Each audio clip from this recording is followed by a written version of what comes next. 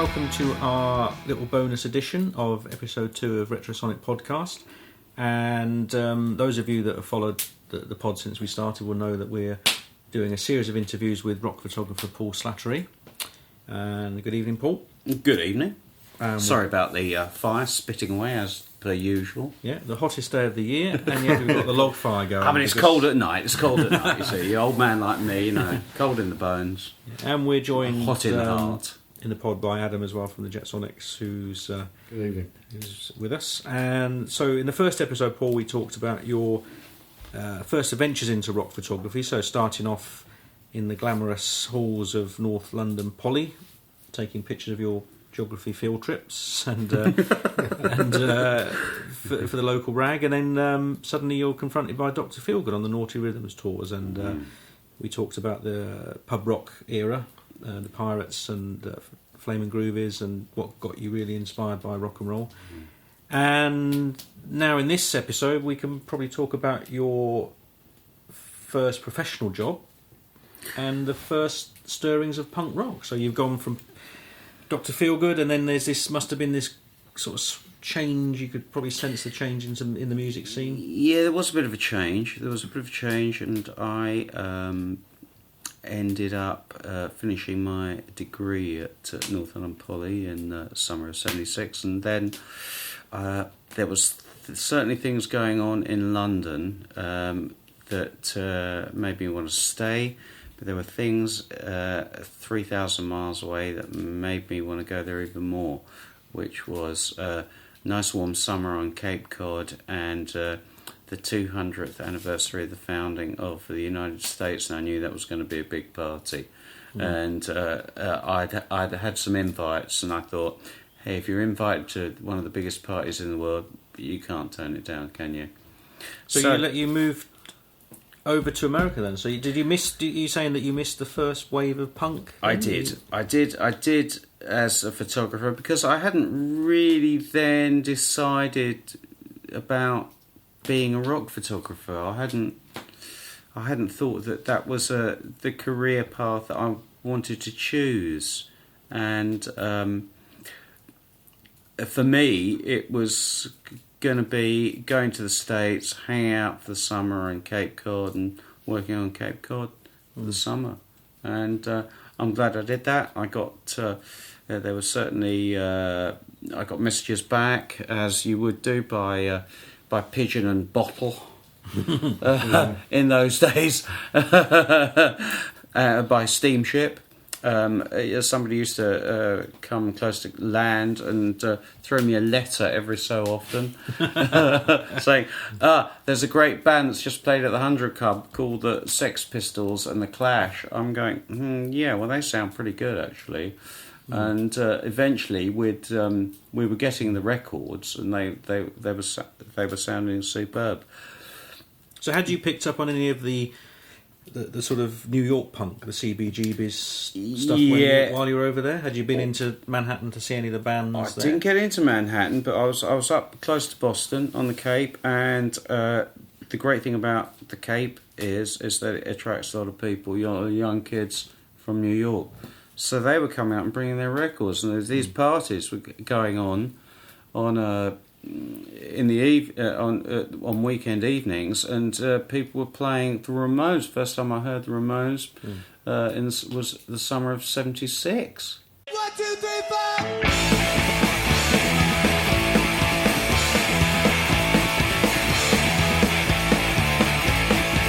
I couldn't believe that a band could actually play that quickly.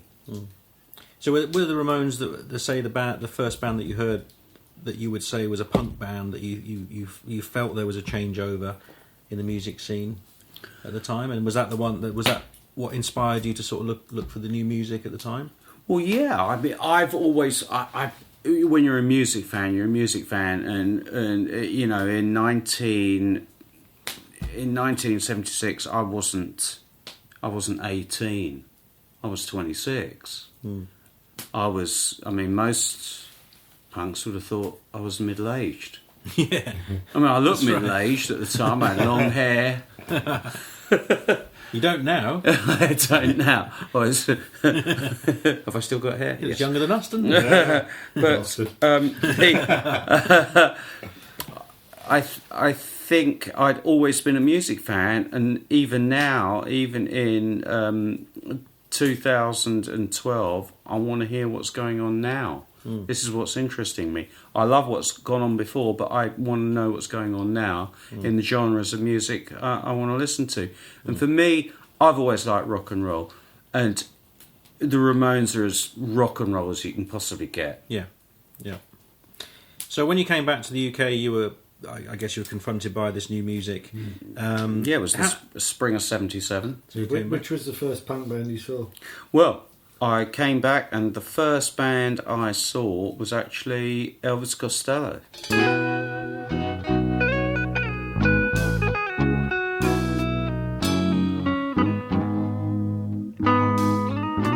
Oh, it's so funny to be seeing you after so long, girl. And with the way you look, I understand that you and I went down to the Nashville. Must have been about April '77, and Elvis was playing a solo gig backed up by the Rumour. He hadn't got the Brian attractions. Parker's band. Yeah, that's right. Yeah. He hadn't got Bob Andrews on keyboard, and he hadn't got the attractions together by then. But he went through the whole gamut of his first album, Allison, and all the rest of those songs, and he was fantastic. I thought, well, this guy's a great singer-songwriter. Is this punk? I didn't know what it was, but it sounded pretty good to me. And then Elvis continued that summer. He did a residency at the Nashville. He played once a month for the next 3 or 4 months. And his gigs became more and more popular. And the second, by June, he'd got the attractions together. Bruce Thomas and Steve Naive. Bruce Thomas, brilliant bass player, absolutely Brilliant bass player. Of course, the great thing about the Nashville was it was just a mecca of. It was the mecca of West London. Yeah. That you could go and see bands. You see a band every night of the week, didn't you? You see bands every night of the week. And so I guess the first band I really saw that was a so-called punk band was the Adverts. Life's short, don't make a mess of it. 2 years to the earth, you look for sense in it. No chances, no plans. I smash the windows of my box. I'll be a madman. So time to be 21. And they came on. Gay advert in a little leather jacket with nothing on underneath. Oh, dear, she was so cool. She was so cool on stage. Believe me, there was these guys down the front. God Almighty, and she was just so cool on stage. I couldn't believe it. TV Smith, great front man. Howard. Oh, that was a wonderful band. That was a really, really superb band. And of course, backstage at that gig, who was there? But Lemmy. Lemmy was there. That was the first time I'd met Lemmy. And Lemmy and I had a chat. And then after that gig, he said, "Fancy coming out for a drink?" So I said, can't refuse really, can you?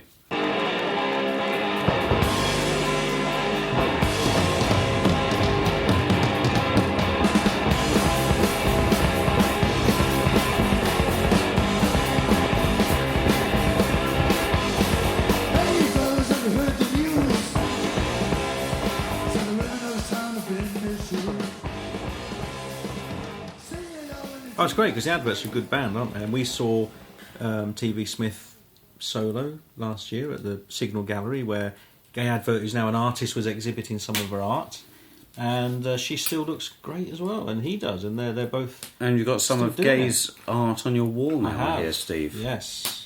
Good. I am an art connoisseur now. But it's You're great, an it's art interesting. connoisseur or an art buff? An art buff. Am I a buff or a connoisseur? You know? Or am I a connoisseur in the buff? But we don't know. We don't want to. Let's hope not. That's not a thought. Let's not go there.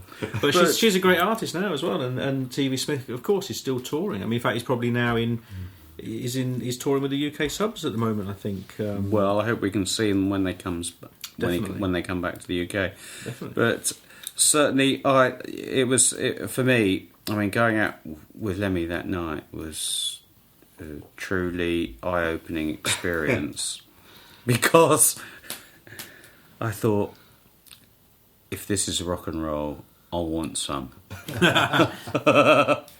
And Lemmy was the master of late-night bars in West London. Of course, this is at the time before late opening. You know, Yes. all the pubs shut at 11 back in those days. Don't forget that. Or 10:30. Yeah, all the 10:30. 10:30, And so that's it. Lemmy was going, hey, sluts, I know where there's this fantastic Spanish bar in Westbourne Grove. Okay, oh my God. Or we'd drink in the Earl of Lonsdale in the upstairs bar with the doors shut. In this little coterie of like rock people up there, and everybody come upstairs. Oh, hi Lemmy, how you doing? It was fantastic. And Lemmy's going, oh, this is this person, so that's that person. That's it. Lemmy was a great guy and a very friendly guy too, and we became very good friends subsequently. And I photographed Motorhead many times after that, and went to see loads of their gigs, and they were just a superb hardcore band. They were definitely honorary punks at the time, even Oh, though they they were. weren't a Yes, punk band. they were. There was no stigma in No. liking Motorhead. So, were you photographing bands at the time you met Lemmy? I mean, had you come back to England to take up I'd photography photographed. again? Yeah, I'd come back to the UK. I was doing part-time jobs, but I was going to gigs virtually 4 or 5 nights a week. I suddenly realised that this is what I want to do. I wasn't making any money out of it. I got a little dark room together in the place I was living, and I'd been giving a few pictures to my. I've been taking a few pictures up to Sounds and the NME, and not really getting anywhere too quickly. Maybe when I look back at those pictures, I can see why, because they were pretty crap prints, quite honestly. And I had, I was completely self-taught. I didn't know what a good print looked like, and but I was learning. So, what pictures were you taking to these music magazines at the time? What bands were you taking pictures of? With anything that I thought was interesting, I was taking the pictures up to, once a week or once a fortnight, going to town. Well, before a gig, I'd go into see the secretaries at Sounds and at the NME and say, oh, here's a few pictures, maybe you can use them in your review section. And I just felt, well, sooner or later, if I keep battering away, maybe they might use some. And sure enough, that's what happened. Suddenly, a picture of mine, I got a copy of Sounds one day, and suddenly there was a picture of the Damned in there.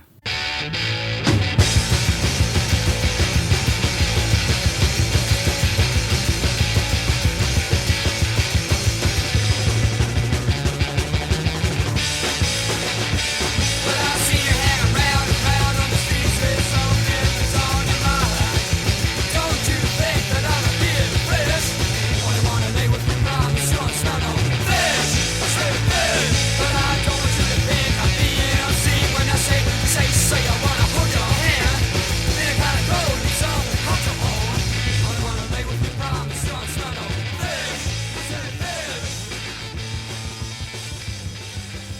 So which Dan I've was the taken. first picture you had published. Yeah, it was a picture of.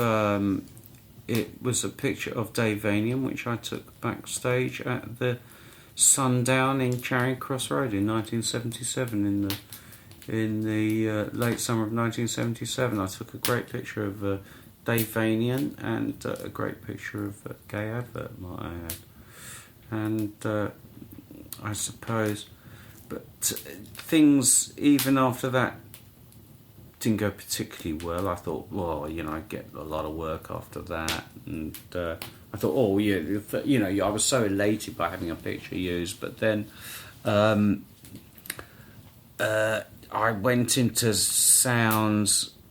I was taking all these pictures of, what I thought were pretty cutting edge bands like Penetration.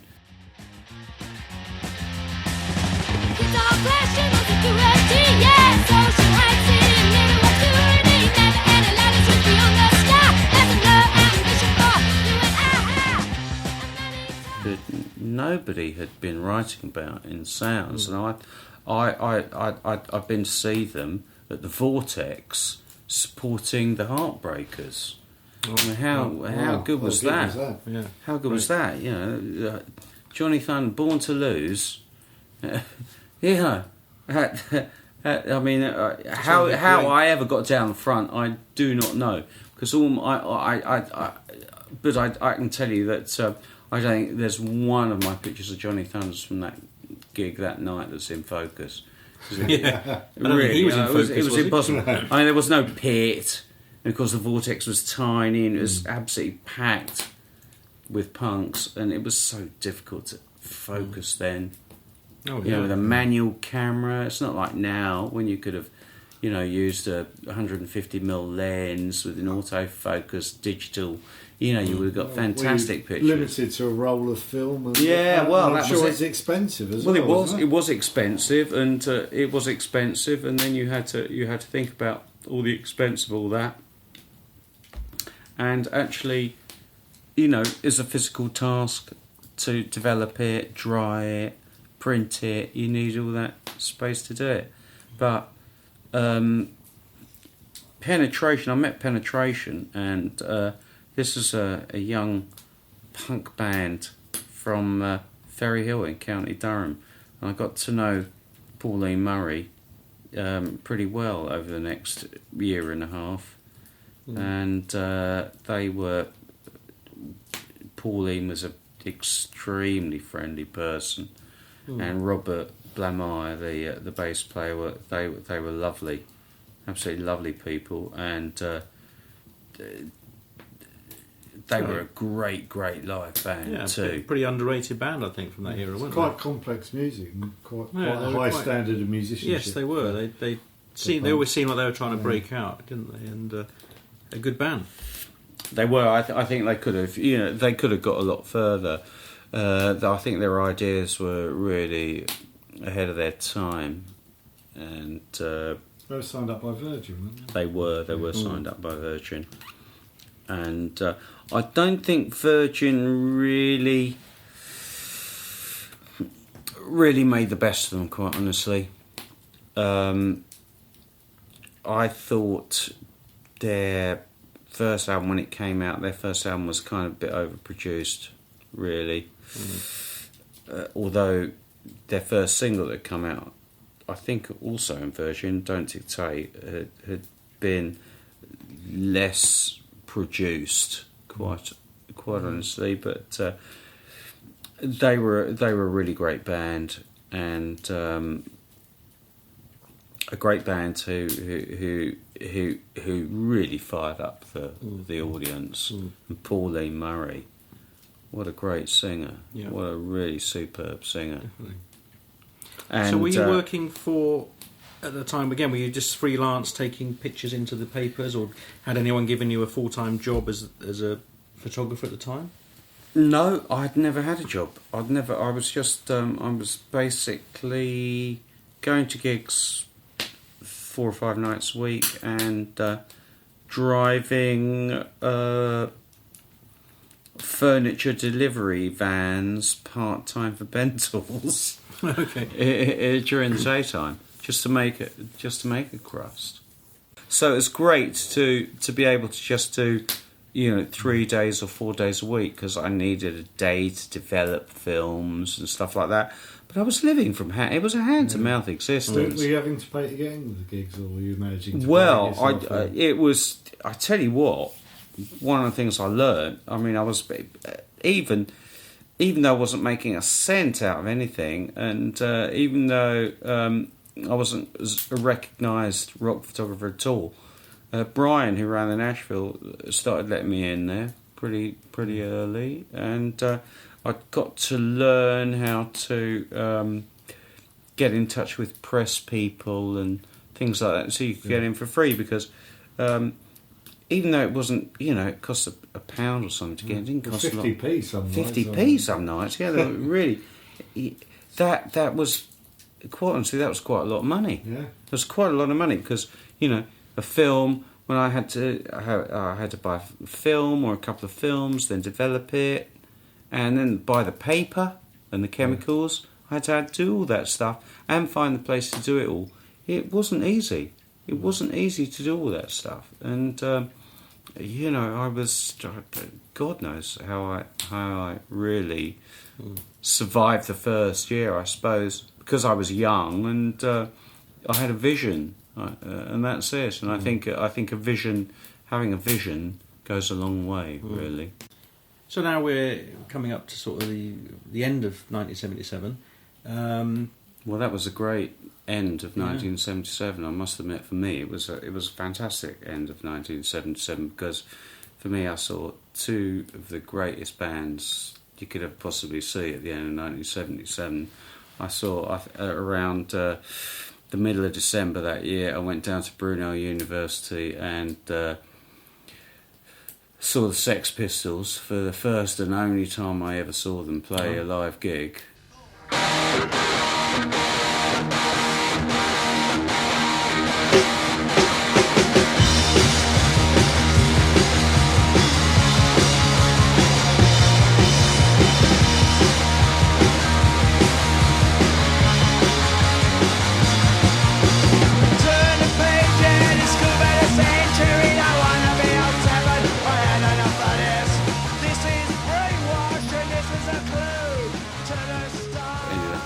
Stage. I was hauled up on the stage by Steve Jones. Oh yeah. There were so many people jumping around me. Steve fetched his hand down and said, "Get up on the side of the stage, mate." Yeah, because your pictures are from the side, aren't they? That's right. At the start, at the beginning, they start down the front, and then they end up at the side, because it was just mad down the front. It really was. And then, I ended up at the New Year's Eve gig, the Ramones New Year's Eve gig at the Rainbow. Oh, the legendary one, wasn't it? The legendary Rainbow gig, which... That must have been quite something. Well, it was. It was. And that, of course, was the first time I'd ever seen the Ramones. Is that the one that they recorded for It's Alive? That's right. It is. Yeah, it's that. It is. It is. Yeah. It's that gig. Probably less than a roll of pictures. Of Joey holding his placard that says "Gabba Gabba Hey" on one side and "Happy New Year" on the other side. It's fantastic. But being on the side of the stage at a Ramones gig, oh my God, it was just amazing. I thought, oh my God, I still really have only sold one rock photo, and yet I'm standing on the side of the stage at a Ramones gig. What's happening? Yeah. What's happening? I'm starting to sort of get into places. Yeah. Not particularly because I knew anybody, but just through, just because I wanted to. Just because I wanted to, and quite honestly, if you wanted to, you could do it. Yeah. There wasn't anything to stop you from doing it, and so that was good. So 77 ended on a very high note, quite honestly. Getting some great live pictures of the Ramones and the Sex Pistols was fantastic. And then, of course, 1978 started, and 78. You must have been at the same gig as me, early 78. Yeah, which one? We spoke about it another time, didn't we? Nashville, the Rich Kids launch The gig. Rich Kids at the Nashville. Yeah. I was there. I was at that gig. That was my first gig on my own without my mum or anything. Well, I a have little younger than you. I'm talking about rich kids. I have photographs of that gig. I'd love to see it. Yeah. Maybe I'm in there. Yeah, you could be. You could be. Yeah, you might be there. It's amazing. I mean, I've Peering shown. over the front of the barrier. You know. Yeah, I've shown pictures to people later after I've taken them and said, "Oh yeah, that's me down the front." Yeah. In fact, somebody saw a picture of mine of the Pogues playing a gig at the Ace in Brixton, and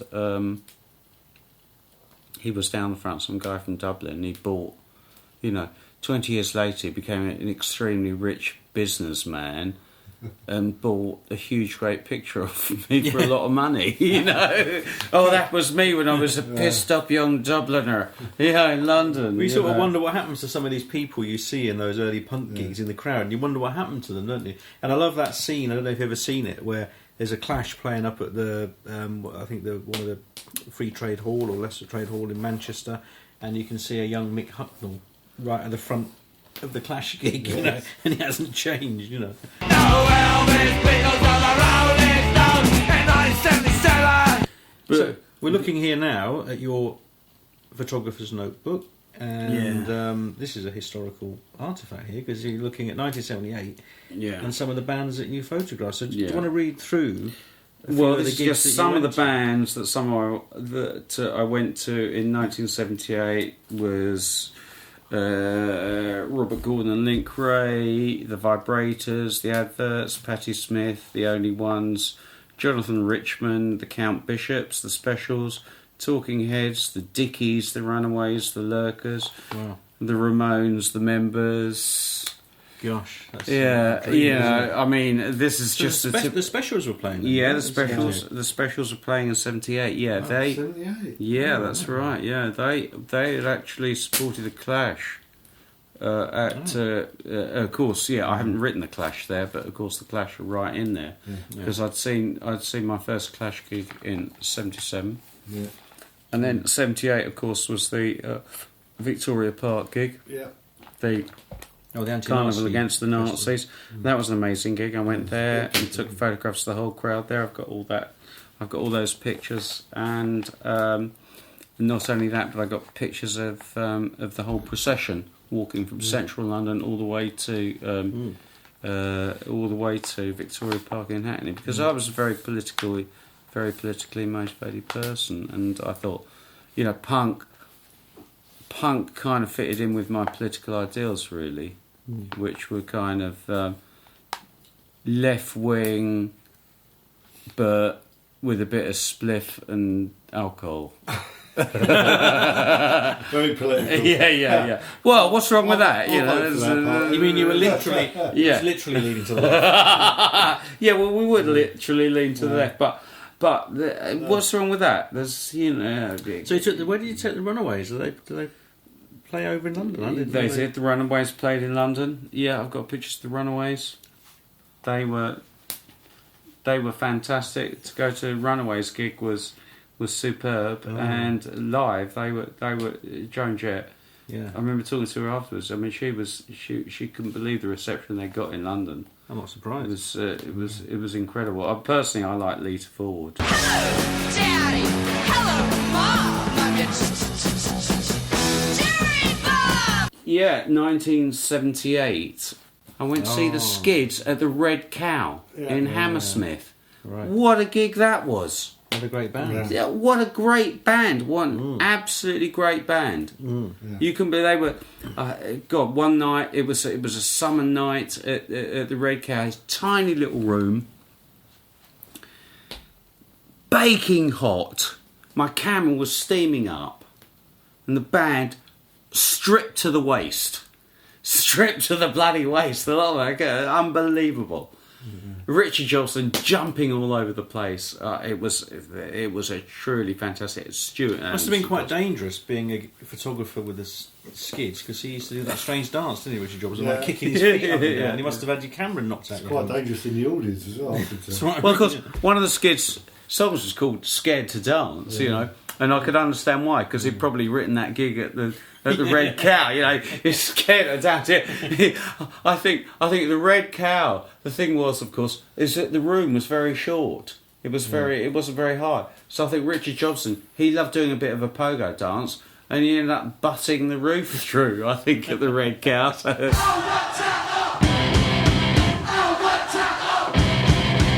were a nice band. We went, when we were still at school, we went to see them at the Marquee. And we only had money for the night bus home. Right. And they were in the chip shop round the corner. Remember the chip shop round the corner? Yeah. The Marquee. And they were in there, and we asked them for a chip. And we told them we only didn't have enough money for chips, but only to get home. So they bought us all a bag of chips. Oh, that's a nice little Skids story. brought us a bag of chips. Oh, dear.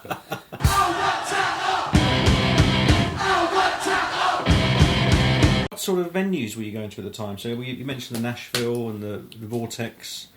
Well, Did you ever go to the Marquee? Roxy? Did you ever go? No, I never went to the Roxy. It was a bit before my finished, time. The Roxy had finished Were you in banned? 77. You No, banned from no, the I never Roxy? never got Okay. banned from any venue. The Red Cow in Fulham.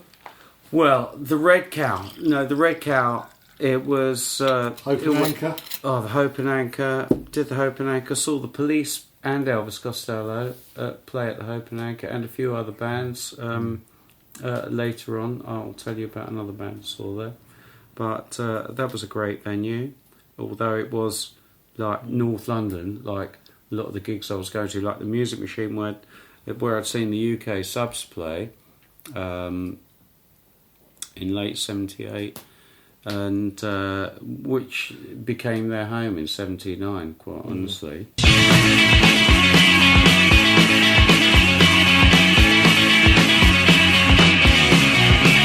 Was the Nashville Dingwalls? No, Dingwalls. Was Dingwalls. Dingwalls still in the? Was that in Camden? Was that still? Well, Dingwalls was a great place where you could go and see all kinds of different bands. You never knew who was going to be on there. But even funny little boozers would have proper gigs on, wouldn't they? Like the They would. King's Head in Acton and Yeah, the Kensington. Yeah. The Kensington, the Greyhound, and the Fulham Palace Road. So was it? It must have been quite strange because last year we met Charlie Harper, and then we met Paul Slack, who was the original bass player of the Subs, who's now with Monica and the Explosion. And The first time I'd you seen hadn't seen him for what 30 years. 30 years. Yeah, I hadn't seen them either on for 30 years. It must have been strange because you're taking pictures of them. Back then, you probably couldn't have imagined they'd still be playing music in the 30s. Well, they or probably 80s. couldn't imagine I was still taking pictures either. Yeah, that's right. Yeah. So, I think the great thing about rock and roll is that it's ageless. It doesn't matter how old you are, whether you're a fan or whether you're a musician or a photographer. It just does not matter. You just get in there and you do what you want to do. It's not so generational because everybody alive now has really grown up with it. Yeah. Which That's is right. it's different. In the 50s, people hadn't grown up with it, and there weren't any such thing as teenagers in the 40s. Well, don't I know it? Don't I know it because Don't you think that for us sort of, I'm slightly younger than you two, and as you can tell. Only fucking slowly. But don't you think that there's the funny thing about music, isn't it? That as a teenager you're obsessed by it. I was obsessed by it. But then you go through a little bit of a phase, when you get responsibilities, you get a job, and then you sort of disappear a little bit off the scene. And then you get to a certain age and you think, no, it's what I love.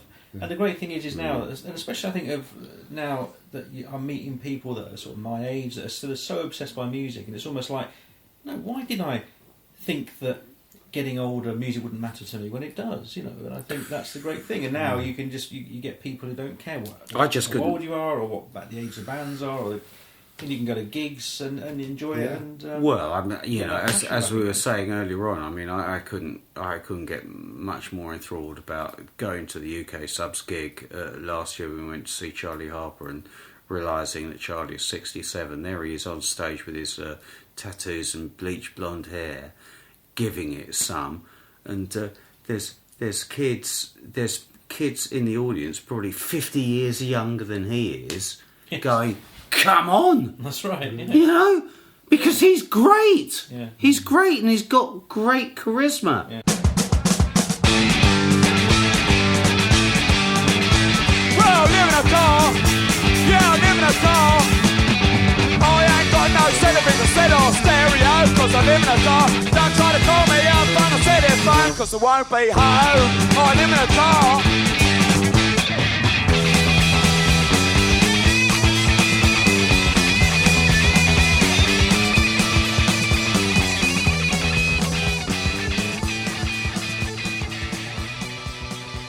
Right, thank you, Paul. That was it's good to talk about the sort of beginnings of your adventures with punk. And in the next episode, we'll be looking at the sort of 78, 79 period and going towards the sort of post-punk. Your work with the Clash and the Fall and Joy Division, all that to come. So, thanks very much, Paul.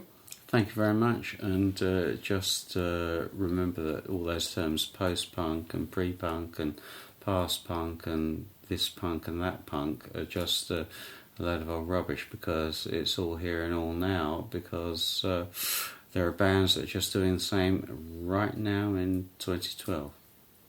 Good stuff. And Adam, thank you very much as well. Pleasure. See you next time. Good Night.